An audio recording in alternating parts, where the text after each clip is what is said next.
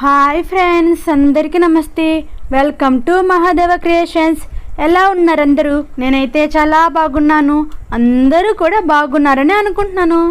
గోమాత మహిమ గురించి శివుడు పార్వతీదేవికి చెప్పిన కథనం.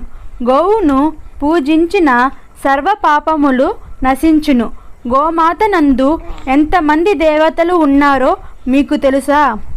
ఒకానొకప్పుడు పార్వతీదేవి కైలాసమున పరమశివుని భక్తితో పూజించి, నాదా, స్త్రీలు తెలిసి తెలియక ముట్లు అంటూ కలిపిన దోషం, పెద్దలను బ్రాహ్మణులను భక్తులను దూషించిన దోషం, పరులను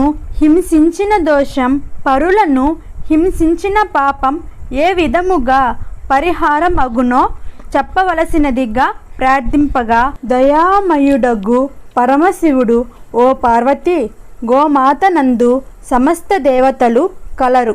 అట్టి గోవును పూజించిన సర్వ పాపములు నశించును. ఆ గోమాత నందు పాదములు రుణ పితృదేవతలు, గొలుసులు తులసీదళములు, కాళ్ళల్లో సమస్త పర్వతాలు మారుతి కూడా కలరు.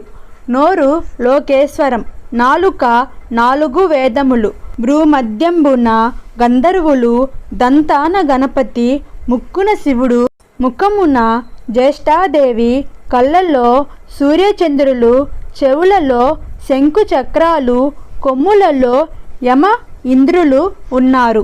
కంఠమున విష్ణువు, భుజమున సరస్వతి, రొమ్మున నవగ్రహాలు, ముపురమున బ్రహ్మదేవుడు, గంగడోలున కాశీ ప్రయాగ నదులు ఉండును. ఉదరమున పృథ్వీదేవి, వెన్నున భరద్వాజ, కుబేర, వరుణ, అగ్ని మొదలగు దేవతలు ఉన్నారు.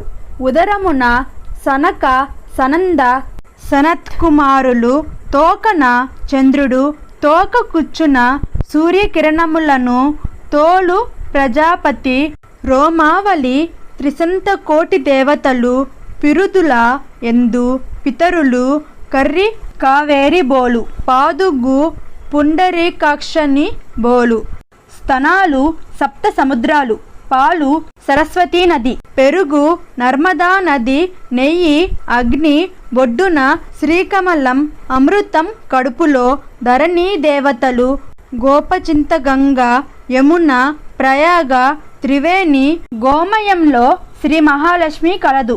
గోపాద ధూళి సమస్త పుణ్య నదులు, తీర్థములు కన్నా గొప్పది. కావున ఓ పార్వతి, ఈ గోమహత్యము వర్ణన ఉదయం పఠిస్తే బ్రహ్మహత్య మహాపాతకములన్నీయు తొలగును. ప్రతి అమావాస్య నాడు పఠిస్తే 3 నెలలు మహాపాపములు తొలగును. నిత్యము సంధ్యవేళ పఠించిన మహాలక్ష్మి అనుగ్రహము కలుగును. గోవును ఎవరైతే మనస్ఫూర్తిగా పూజిస్తారో వారి 3 తరాల పితృదేవతలు తరించెదరు. గోవుకు తృప్తిగా మేత, శనగలు, బెల్లం తినిపించిన సమస్త దేవతలు తృప్తి పడెదరు. గోవుకు మనసారా నమస్కరించిన మంచి ఫలితము నిచ్చును. గోవుకు 5 సార్లు ప్రదక్షిణం చేసిన భూ ప్రదర్శనంతో సమానం. గోవును పూజించితే సమస్త దేవుళ్లను పూజించినట్లగును. గోమాతను దర్శించి గో ప్రదర్శనం చేయవలెను. ఆషాఢ శుద్ధ తొలి ఏకాదశి మొదలుకొని కార్తీక శుద్ధ ఏకాదశి వరకు గోపూజ చేసిన వారు సమస్త పాపముల నుండి విముక్తి పొంది విష్ణు సాన్నిధ్యమును పొందుతారు. కార్తీక బహుళ ద్వాదశిని గోవచ్చ ద్వాదశి అంటారు. ఈ రోజున గోపూజ చేసిన వారు అనంతకోటి పుణ్యములు పొంది 41 రోజులు చేసిన పుణ్యఫలము ఈ 1 రోజు చేసినచో పుణ్యం లభిస్తుంది అని బోధించాడు. శ్రీకృష్ణ పరమాత్మ గోవును ఎంతో భక్తితో శ్రద్ధతో సేవకుడిగా చూసుకునేవాడు. మహాజనులారా, గోవును పూజించిన ముక్తిని పొందెదరు. ఈ వీడియో మీకు నచ్చినట్టయితే, ఇన్ఫర్మేటివ్గా అనిపిస్తే, ఇలాంటి మరిన్ని వీడియోస్ కావాలంటే నా ఛానల్ని సపోర్ట్ చేయండి. Like, share, subscribe my channel. Thanks for watching.